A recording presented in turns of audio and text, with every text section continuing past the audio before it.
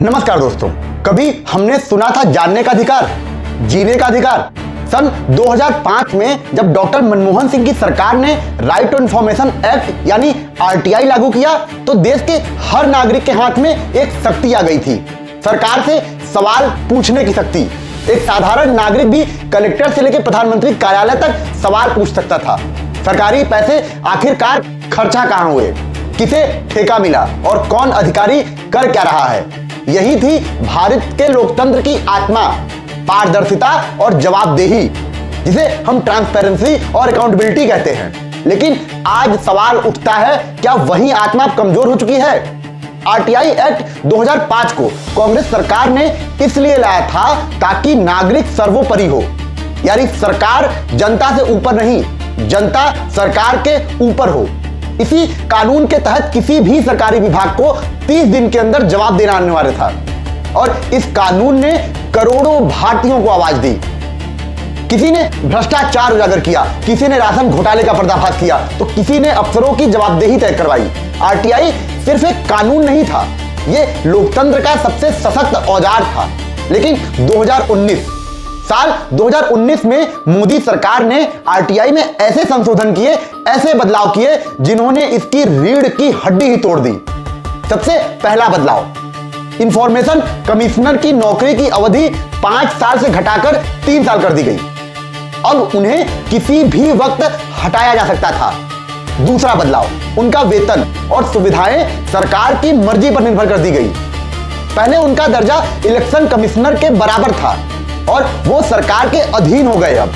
और तीसरा बदलाव, केंद्रीय सरकार ने खुद को यह शक्ति दे दी कि वह तय करेगी कि कौन सा इंफॉर्मेशन कमिश्नर कितने समय तक काम करेगा और किन शर्तों पर कार्य करेगा।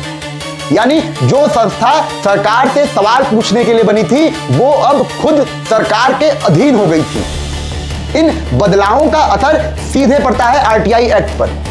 सेंट्रल इंफॉर्मेशन कमीशन में 11 में से सिर्फ 2 आयुक्त ही काम कर रहे हैं आज के समय में। आज आरटीआई के 4 लाख से ज्यादा केस पेंडिंग हैं। कई लोग अपने जवाब के लिए 2 से 5 साल तक का इंतजार कर रहे हैं। जो कि कानून पारदर्शिता का प्रतीक था, अब अस्पष्टता का शिकार बन चुका है।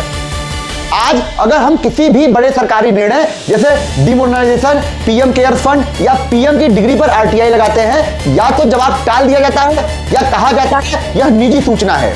2023 में आया digital personal data protection act DPDP RTI की आत्मा को और कमजोर कर दिया।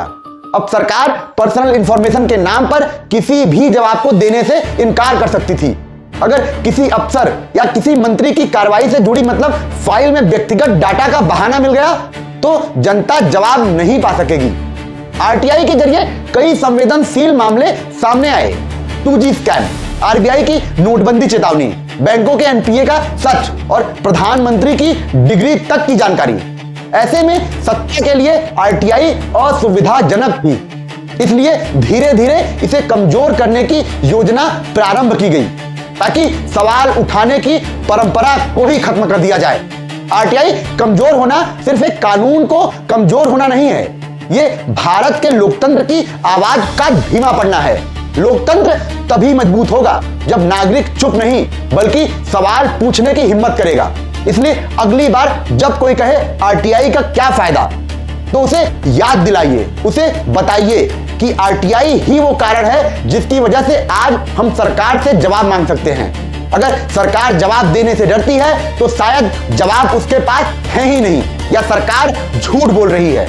अगर आप चाहते हैं कि भारत का लोकतंत्र जवाबदेह बने तो आप आरटीआई के नियमों का पालन करें और आरटीआई के स्वतंत्रता का समर्थन करें, क्योंकि आरटीआई अगर स्वतंत्र रहेगा तभी आपकी स्वतंत्रता सुनिश्चित की जा सकती है।